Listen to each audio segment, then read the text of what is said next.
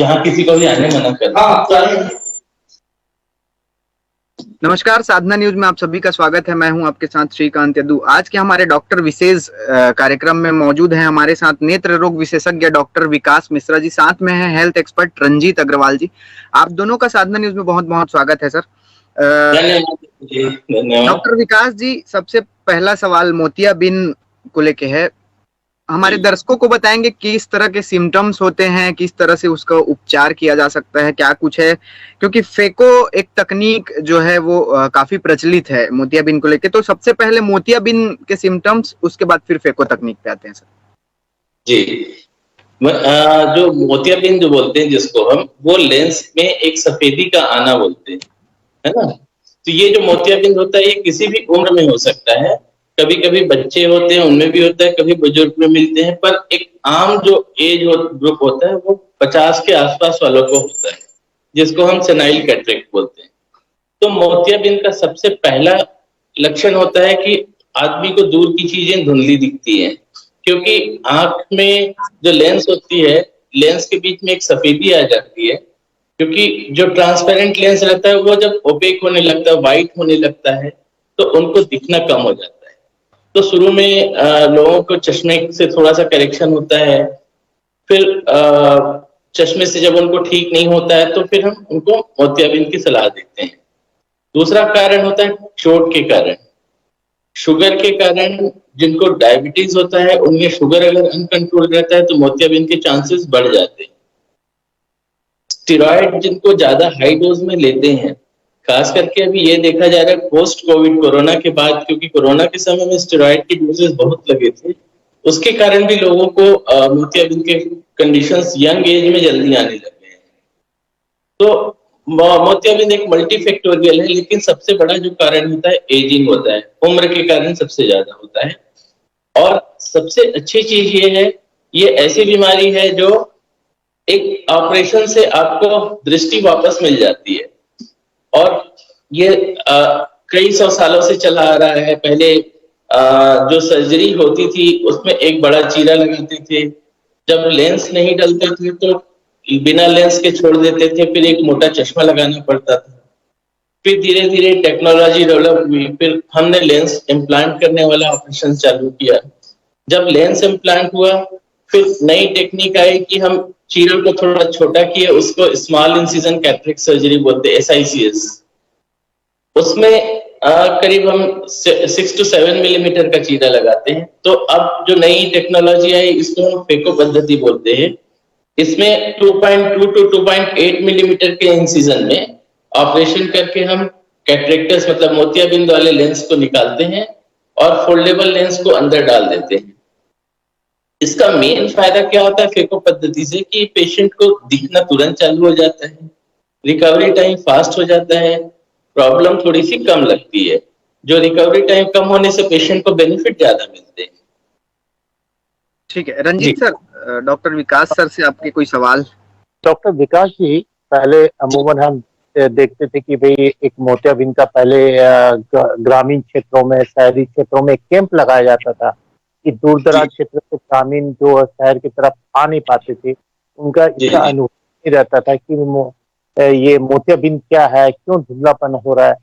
तो बीमारी से बचना चाहते थे और शहर की स्वास्थ्य विभाग जो ग्रामीण क्षेत्रों में कैंप लगाते थे।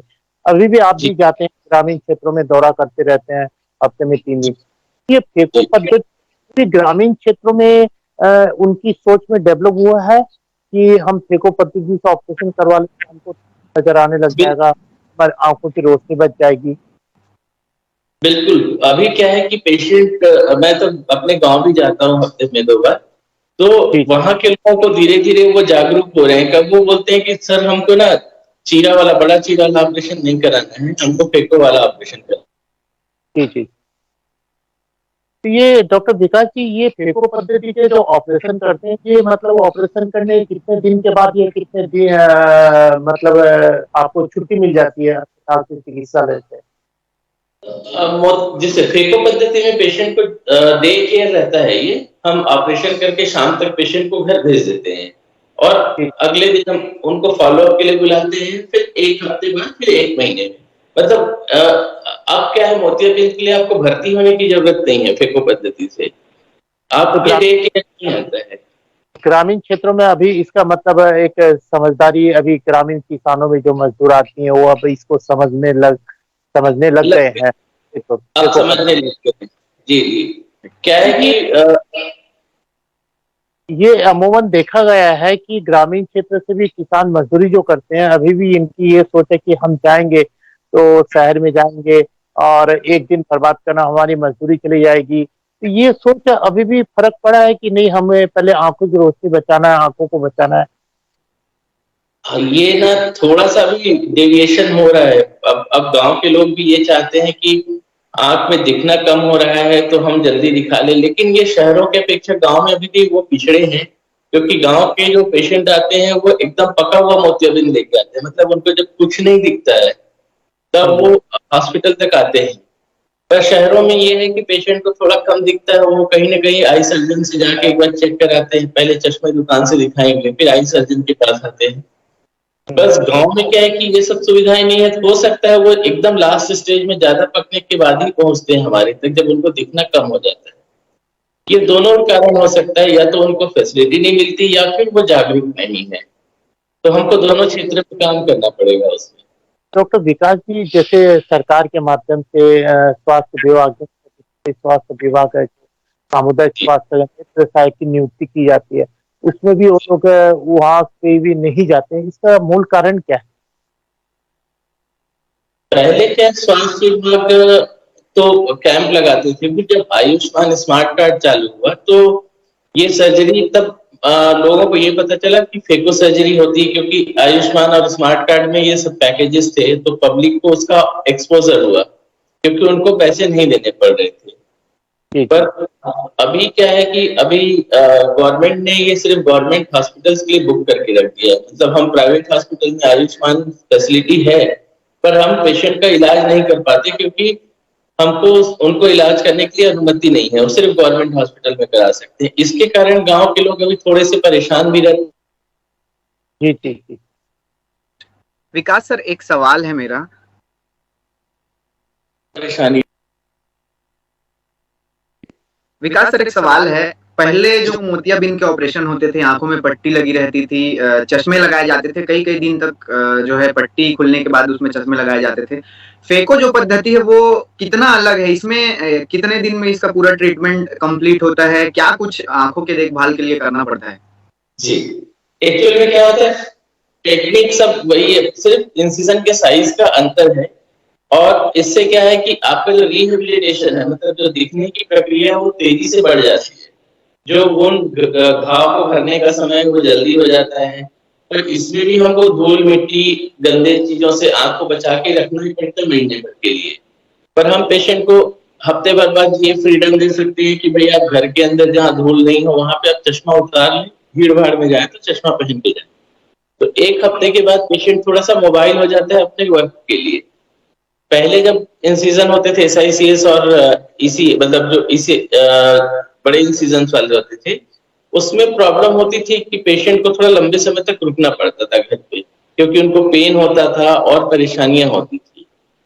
अब अभी जो फेको पद्धति से हम करते हैं, इसमें हम बिना इंजेक्शन लगाए, कोई इंजेक्शन नहीं लगाते पेशेंट को, और बिना इंजेक्शन के पेशेंट का ऑपरेशन हो जाता है। और वो ऑपरेशन के बाद उनको ऐसा लगता है कि हमारा ऑपरेशन हुआ ही नहीं है, क्योंकि वो उनकी पलक खुलती बंद होती रहती है, उनको दिखते रहता है। तो वो बहुत खुश होते हैं कि हमारे को ऐसी टेक्निक आ गई कि हमको सुई नहीं लगाना पड़ा, क्योंकि बहुत सारे पेशेंट सुई के लिए डरते हैं कि हमको सुई लगेगा तभी हमारा ऑपरेशन हो पाएगा। तो ये सब चीजें को फेको के कारण ही हम टॉपिकल, मतलब बिना इंजेक्शन लगाए ऑपरेशन कर पा रहे हैं, और पेशेंट को हम डे केयर फैसिलिटी दे पा रहे हैं कि भाई आप 2-4 घंटे के बाद अपने घर जा सकते हैं।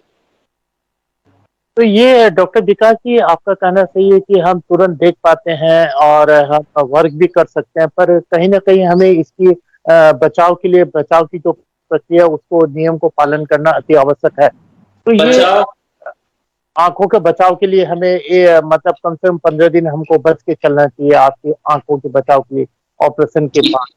जी जी जी, बिल्कुल जरूरी, क्योंकि ऑपरेशन तो कहीं न कहीं हुआ है और एक इंसिजन लगा है आंख में। तो ऐसा नहीं है कि फेको पद्धति के बाद भी आपको बचाव नहीं करना है, वो घाव को भरने के लिए समय देना ही पड़ेगा। हाँ, पहले जो महीना 1.5 महीना लगता था, अब 3 से 4 हफ्ते में पेशेंट की हील हो जाता है। डॉक्टर विकास जी, एक चीज बताइए, रेटिना और आंखों की जो और मोतियाबिंद, ये दोनों में क्या अंतर है? रेटिना क्या चीज है जो आए दिन देखा जाता है शहरों में कि रेटिना के स्पेशलिस्ट है ये डॉक्टर, ये फेको पद्धति से स्पेशलिस्ट है, तो ये रेटिना क्या चीज है? हाँ, देखिए क्या होता है, जो आंख का पर्दा होता है, जी आंख का जो पर्दा होता है उसे हम रेटिना बोलते हैं। तो जो इमेजेस बनती है ना, वो आई में पहले कॉर्निया लेंस यहाँ से इमेज बन करके रेटिना के ऊपर फिक्स होती है, फोकस होती है। वो जो इमेज दिख रहा है ना आपको आई में कि लाइट पड़ रही है और वो जा करके जहाँ फिक्स हो रही है, जी ये ऊपर है ना, ये जो इमेज है ये रेटिना पे जाके फिक्स हो रही है। तो ये जब रेटिना सही रहता है तो आपको जो ऑपरेशन के बाद इमेजेस अच्छे दिखते हैं। और अगर रेटिना में प्रॉब्लम है तो अब रेटिना के अभी बहुत सारे कारण हैं, अनकंट्रोल डायबिटीज, हाइपरटेंशन, जो ब्लड प्रेशर बढ़ा रहता है लोगों का, ट्रॉमा, एज के कारण जो हम प्रॉब्लम्स बढ़ जाती हैं। ट्रॉमा सबसे बड़ा कारण अभी हो गया है, डायबिटीज और हाइपरटेंशन के अलावा। तो इन सब चीजों, तीसरा जो होता है, जो जिनको चश्मे लगे रहते हैं, मोटे चश्मे, मायोपिक पेशेंट होते हैं, उनके भी पर्दे थोड़े से कमजोर होते हैं। तो वो अगर नियमित जांच नहीं कराते हैं और अचानक से उनका पर्दा खिसक जाता है या कहीं भी चोट लगने के कारण पर्दे में प्रॉब्लम आती है तो रोशनी कम हो जाती है। तो ऐसा नहीं है कि रोशनी कम हो रही है तो सिर्फ मोतियाबिंद के कारण है। आई में कॉर्निया से लेके रेटिना तक और पीछे ऑप्टिक नर्व तक ये प्रॉब्लम आती है। अभी जो सबसे बड़ा कारण मैं देखता हूँ कि अदर देन कैटरेक्ट और ये जो कॉमन कारण है, जो सबसे बढ़ के आ रहा है वो एक्सीडेंट्स होते हैं। जो पहले एक्सीडेंट्स के कारण हमको ज्यादा केसेस नहीं दिखते थे कैटरेक्ट के या नस के दबने का या रेटिना डिटैचमेंट का, तो चोट लगने के कारण ये प्रॉब्लम बढ़ती है। डॉक्टर विकास जी, अभी विश्व स्तर पर एक बीमारी फैली थी, कोविड। कोविड के चलते हमें 2 साल, मैक्सिमम 2.5 साल हम ऑनलाइन पढ़ाई किए, बच्चों और बड़े जो भी स्टूडेंट, कॉलेज के स्टूडेंट ऑनलाइन पढ़ाई किए थे। अब जो हम स्कूल ऑफलाइन में स्कूल में जाकर पढ़ाई कर रहे हैं, जो ऑनलाइन पढ़ाई कर रहे हैं उनकी एक आदत सी, नियमित एक आदत सी पड़ गई कि मोबाइल या कंप्यूटर में, लैपटॉप में बैठे हम पढ़ाई कर रहे हैं। अब उनको दूरी में, अब वो जाके ऑफलाइन पढ़ते हैं तो उनको कहीं ना कहीं ये समस्या अभी फिर में एक समस्या निरा दिखाई दे रही है कि हमें ठीक से धुंधलापन दिखाई दे रहा है या हम माइग्रेन या सर में दर्द हो रहा है। तो इसका कारण क्या है? इसको हम बोलते हैं कंप्यूटर विजन सिंड्रोम, क्योंकि जब बच्चे लगातार सिस्टम में, डिवाइस के सामने बैठे तो उनको उन्होंने एक कॉमन रूल होता है, 20-20-20 रूल बोलते हैं कि जो भी सिस्टम आप देख रहे हैं वो 20 इंच के डिस्टेंस में रहे, मतलब आर्म डिस्टेंस में रहे, और हर 20 मिनट में हमको 20 सेकेंड्स के लिए आई को क्लोज करना है। और जो आपका जो गैजेट है, जो सिस्टम है, और आपके आई का जो एंगल है वो 20 डिग्री होना चाहिए। मतलब सिस्टम जो है नोज या माउथ के हाइट पे रहे। तो ये अच्छा, जब भी हम मोबाइल या लैपटॉप पे पढ़ाई करते हैं तो हमको वेल लाइटेड कमरे पे होना चाहिए, मतलब लाइट अच्छी होनी चाहिए, अंधेरे में बिल्कुल नहीं देखना चाहिए। इनसे क्या होता है ना भैया कि ये आईज पेशेंट की ड्राई होने लग जाती है जब हम ब्लिंक नहीं करते हैं ना। अमूमन हम जब खाली समय में बैठते हैं तो 1 मिनट में 10 से 12 बार हम ब्लिंक करते हैं, लेकिन जब हम सिस्टम को देखते हैं उस समय हम ब्लिंकिंग करना भूल जाते हैं, हम बस एकदम देखते रहते हैं। फिर ऐसा फील होता है कि आंख में कुछ घुसा है, कुछ फंसा हुआ है। आंख बंद करते हैं तो हमको अच्छा लगता है, उसके बाद फिर से ठीक दिखता है। तो ये ब्लिंकिंग नहीं करने के कारण आई ड्राई हो जाती है। 20-20-20 रूल फॉलो नहीं करने के कारण हेडेक और आई में स्ट्रेन और आई की मसल्स थक जाती हैं, तो उसमें खिंचाव आता है, तो हेडेक बना रहता है। और बच्चों में जी अभी अपने को, अभी हम चश्मा लगाते हैं नॉर्मल, एक डॉक्टर को दिखा के हम एक पावर का चश्मा लगाते हैं। चश्मा लगाने के बाद निरंतर हमें कितने दिन के बाद या कितने महीने के बाद हमसे रिपीट डॉक्टर से चेकअप करवाना चाहिए? अमूमन ये देखा गया है कि नंबर लेने के बाद भूल जाते हैं डॉक्टर को दिखाना। तो ये एक आम धारणा है, आम जनता के बीच में ये संदेश जाना चाहिए कि भाई कितने दिन के अंतराल में हमें फिर से एक डॉक्टर को चेकअप करवाना चाहिए? 6 महीने से 1 साल के भीतर में आपको एक बार अपना रिपीट आई चेकअप कराना चाहिए। और अगर आप डायबिटिक हैं, हाइपरटेंसिव हैं, तो 3 महीने में आके दिखाना चाहिए, क्योंकि इन सब चीजों में प्रॉब्लम बढ़ती है। और जो ग्लाकोमा के पेशेंट है उनको भी 3 महीने में एक बार आके अपना चेकअप कराना चाहिए, क्योंकि उनके पावर बहुत जल्दी चेंज हो जाते हैं।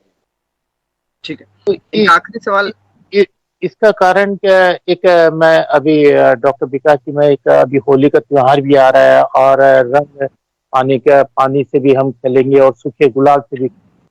तो इसमें आंखों के बचाव के लिए आम जनता के लिए आप क्या कहना चाहते हैं? बिल्कुल, होली के अभी जो केमिकल्स होते हैं बहुत खतरनाक होते हैं। हमको तो यही कोशिश करनी चाहिए कि होली में आंख को प्रोटेक्ट करके ही रखें। और जबरदस्ती जो रंग लगाते हैं, गुलाल के चेहरे पे रगड़ते हैं, उनको मेरी यही रिक्वेस्ट रहेगी कि भाई आंख को बचा के किसी को रंग लगाएं, क्योंकि जिनको आप प्रेम से इतना रंग लगा रहे हैं उनकी आंखों में प्रॉब्लम आई। क्योंकि हर होली के बाद हमारे पास पेशेंट आते हैं जिनको एलर्जी पूरे साल भर तंग करते हैं। वो ये कंप्लेन करते हैं कि मुझे एक रंग आंख में घुसा था, और साल भर वो एलर्जी के प्रॉब्लम में चलते रहते, क्योंकि अभी जो केमिकल्स हैं हम गारंटी नहीं ले सकते उसमें क्या है कैसा है। ऑल काइंड्स ऑफ केमिकल्स रहते हैं। तो आप किसी के ऊपर रंग डालें, अच्छी बात है, कोई दिक्कत नहीं है, खेलना चाहिए, होली खेलना मना नहीं है, पर लोगों की आंखों को बचा कर खेले। ठीक है। एक आखिरी सवाल विकास सर आपसे, जी जी। होली का भी त्योहार आ रहा है, इसके अलावा लोगों को आमतौर पे आम दिनों में किस तरह से आंखों की देखभाल करनी चाहिए ताकि वो मोतियाबिंद जैसी बीमारी से ग्रसित न हो सके? किस तरह से देखभाल करनी चाहिए? जी, मोतियाबिंद वैसे मैं बोलूं कोई बीमारी नहीं है, ये एज के कारण होने वाली चीज है। पर हमको अपने आंख की देखभाल बहुत जरूरी है। आप जब सुबह उठते हैं, हाथ मुंह धोते हैं, साथ में एक बार अपने आंख को साफ पानी से थोड़ा सा हल्के प्रेशर में एक छींटा मार के धो सकते हैं। कहीं आप बाहर गए और काम पे जा रहे हैं और आपको ऐसा लगता है आंख में कुछ धूल पड़ी है, आपको रगड़ना नहीं है। आप रगड़ेंगे तो वो अंदर जाकर के कॉर्निया या आंख को डैमेज ही करेगा। आप साफ पानी से थोड़ा सा छींटा मार के देखिए, और आपको ऐसा लग रहा है कि कुछ फंसा हुआ है, आप किसी दूसरे का सपोर्ट लेके उस कचरे को निकाल सकते हैं, पर रगड़े नहीं, क्योंकि रगड़ने से प्रॉब्लम होती है। तीसरा चीज यही है कि जब भी आप कोई काम कर रहे हैं, जो वर्कर रहते हैं जिनको हम देखते हैं कि कुछ लोहे में काम कर रहे हैं और कुछ कर रहे हैं, कचरा घुस गया, लोग बाइक चलाते समय ना हेलमेट पहनते हैं ना चश्मा पहनते हैं। तो अभी वातावरण में इतना प्रदूषण है कि आपके आंख में कचरा घुसना एकदम सामान्य बात है। तो आई को प्रोटेक्ट करने के लिए या तो आप बाइक चलाते समय हेलमेट या फिर एक प्रोटेक्टिव ग्लास लगाएं। कोई भी ऐसा काम कर रहे हैं जिसमें लोहे को कट कर रहे हैं, तो एक प्रोटेक्टिव ग्लास जरूरी है। और बाकी आपको शुगर बीपी कुछ परेशानी है तो उसका रेगुलर जांच कराएं। जिनको ग्लाकोमा की परेशानी है वो हर 3 महीने में एक बार अपने आई का चेकअप कराएं। Glaucoma, diabetic, hypertension. Ranjit sir. जी डॉक्टर विकास जी, हम जैसे आपने कहा कि मजदूर जो काम करते हैं ग्रामीण क्षेत्र, किसान भी है, किसान जो हम खेतों में दवाई छिड़कते हैं, केमिकल छिड़कते हैं, तो में भी हमें एक प्रोटेक्ट के तौर पर कुछ करना चाहिए। क्या बोलिए? Protective goggles sir? जी जी जी, जैसे किसान लोग दवाई छिड़कते हैं तो कहीं हवा में दवाई छिड़कते, दवाई उड़ के आंखों में आ जाती है, तो उस समय हमें सेफ्टी के लिए क्या करना चाहिए? ये प्रोटेक्टिव गॉगल्स बहुत अच्छे हैं, और अभी तो शील्ड आ गए हैं। अभी जो कोविड के कारण एक अच्छी चीज आई है, आपको पूरा फेस शील्ड मिल जाता है। वो अब किसानों के लिए सबसे अच्छे, क्योंकि वो दवाई को आपके नाक और आंख और कहीं भी घुसने से रोकेगा। क्योंकि वो जो केमिकल्स होते हैं वो चेहरे पे, आंख अंदर घुस करके भी तकलीफ देते हैं। तो वो चाहे तो अब आई के लिए प्रोटेक्टिव गॉगल लगाए या फेस शील्ड लगा के अपना काम कर सकते हैं, और ज्यादा अच्छा रहेगा उनको। ये डॉक्टर विकास जी, अमूमन देखा गया है शहरी क्षेत्रों में आंखों के एक काला धब्बा सा हो जाता है। अमूमन देखा गया है महिलाओं में, लड़कों में, आजकल पुरुषों में भी देखा जाने लगा है कि आंखों के नीचे के काला धब्बा सा लगता है।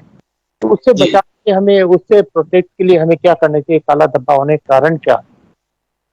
ये क्या होता है कि मेन इम्प्रॉपर स्लीप के कारण होता है। लोग पूरा समय सो नहीं पाते हैं, टेंशन में ज्यादा रहते हैं, इसके कारण ही ज्यादा परेशानी होती है। या हो सकता है उनका बीपी बढ़ा रहता होगा। तो एक बार अपने फिजिशियन से जांच कराएं और नींद बराबर लें। नींद लेने से ये प्रॉब्लम हट जाती है। नमक का मात्रा आपको खाने में कम होना चाहिए। एक्सेसिव साल्ट के कारण यहाँ पे वाटर रिटेंशन होता है, उसके कारण भी परेशानियां होती हैं इस तरह की। तो डॉक्टर विकास जी, अमूमन हम आजकल गवर्नमेंट सरकारी क्षेत्र है, प्राइवेट क्षेत्र है, उसमें हम निरंतर कंप्यूटर में बैठ के काम करते हैं, तो अपने आप शरीर को भी समय नहीं दे पाते हैं। तो इस दरम्यान हमें नींद की जो मात्रा है, समय है, कितनी समय लेना चाहिए नींद, जिससे हमें आंखों को आराम दे? देखिए 6 से 8 घंटा तो स्टैंडर्ड आपका स्लीप टाइम होना ही चाहिए। और अगर आप वर्किंग हैं, दोपहर में अगर आपको 10-15 मिनट एक पावर नैप मिल जाए तो और बड़ी अच्छी बात है। पर आपका एक साउंड स्लीप 6 से 8 घंटे का होना बहुत जरूरी है। कारण ये अमूमन देखा गया है, जैसे श्रीकांत जी अभी दिन भर अपने कैमरे में बैठे रहते हैं, इनको भी आंखों की आए दिन समस्या होती रहती है। तो ये जो कैमरा और एक कंप्यूटर, दोनों में लेंस में तो फर्क तो रहता ही होगा। हाँ, इसमें वही रहता है, आप जब भी सिस्टम में बैठते हैं 20-20-20 रूल फॉलो करिए। आपका सिस्टम 20 इंच के डिस्टेंस में रहे, आर्म डिस्टेंस में रहे, एक हाथ की दूरी पे रखें और हर 20 मिनट में 20 सेकंड के लिए अपनी आंखों को बंद करिए। उससे क्या है कि आपकी मसल जो एक ही जगह देख रहे हैं वो थोड़ा रिलैक्स होंगी, तो आपको हेडेक नहीं होगा। फिर आप दूर देख के सिस्टम को देखें और आपके आंख और सिस्टम के बीच में 20 डिग्री का एंगल होना चाहिए। और इसके अलावा एक जो हैबिट है ब्लिंकिंग करने की, 10 से 12 बार 1 मिनट में ब्लिंक करने की जो आदत है, उसको कंटिन्यू रखना है, तो आपको कभी सिस्टम से कोई परेशानी नहीं आएगी। बच्चों को जो देखा गया भी है कि कंप्यूटर में देखने के कारण कम प्रॉब्लम हुई है, उनको सबसे ज्यादा प्रॉब्लम हुई गेम खेलने के कारण। उनको मोबाइल मिल गया कि हाँ तुम क्लास अटेंड करो, फिर वो क्लास के बाद बैठ के जो गेम खेलते हैं उसके कारण उनकी आंखें ज्यादा डैमेज हो गई, क्योंकि उसमें वो ब्लिंक करते ही नहीं है। क्लास में तो बच्चे सारा काम करते हैं, आंख भी बंद करते हैं, सोते भी हैं, पर गेम के समय वो प्रॉपर देखते ही रहते हैं, इनके कारण उनको परेशानियां ज्यादा हो गई। डॉक्टर विकास जी, आपने गेम की बात की, बच्चों के साथ जोड़े गेम को, तो अमूमन ये भी आजकल एक देखा जा रहा है कि बच्चे जब खाना खाते हैं तो उनको मोबाइल दिया जाता है, गेम दिया जाता है, ताकि बच्चा खाना खा ले। माँ अपने बच्चों को खाना खिलाने के चक्कर में ये गेम की प्रक्रिया जो एक सिद्धांत बना लिया कि बच्चा मोबाइल में गेम खेलेगा तभी खाना खाएगा, तो कम से कम 10 मिनट जो बच्चा जो गेम देखता है आजकल, 2 साल के बच्चे, 3 साल के बच्चे, तो कहीं ना कहीं ये रेडिएशन का फर्क तो पड़ता ही होगा बच्चों की आंखों में। पड़ सकता है भैया, इसलिए अगर बच्चों को दिखा रहे हैं मोबाइल को, तो आप उनको एक वेल लाइटेड एरिया जहाँ उजाला अच्छा हो, अंधेरे कमरे में बिल्कुल बच्चों को मोबाइल मत दीजिए, क्योंकि अंधेरे कमरे में ज्यादा नुकसान करेगा। और आजकल हम कोशिश पेरेंट्स को यही करना चाहिए कि वो बच्चों को कम से कम मोबाइल दिखाएं और उसकी हैबिट ना डलाएं, क्योंकि ये तो नुकसानदेह रहेगा ही, और छोटे बच्चे में तो रेडिएशन का ज्यादा खतरा रहता है, तो हमको उससे बचाना चाहिए। ठीक, श्रीकांत जी। ठीक। आप दोनों का हमारे साथ इस चर्चा में शामिल होने के लिए बहुत बहुत धन्यवाद। तो ये थे हमारे साथ नेत्र रोग विशेषज्ञ डॉक्टर विकास मिश्रा जी, साथ में थे हेल्थ एक्सपर्ट रंजीत अग्रवाल जी, जिन्होंने बताया कि किस तरह से फेको सर्जरी के माध्यम से आसानी से मोतियाबिंद की जो सर्जरी है वो की जा सकती है, साथ ही साथ किस तरह से मोतियाबिंद से बचा जा सकता है, आंखों की देखभाल कैसे करनी है, सारी चीजों पर आज हमारे साथ डॉक्टर विकास मिश्रा और रंजीत अग्रवाल ने चर्चा की। आप दोनों को बहुत बहुत धन्यवाद हमारे साथ जुड़ने के लिए। Back to studio. धन्यवाद।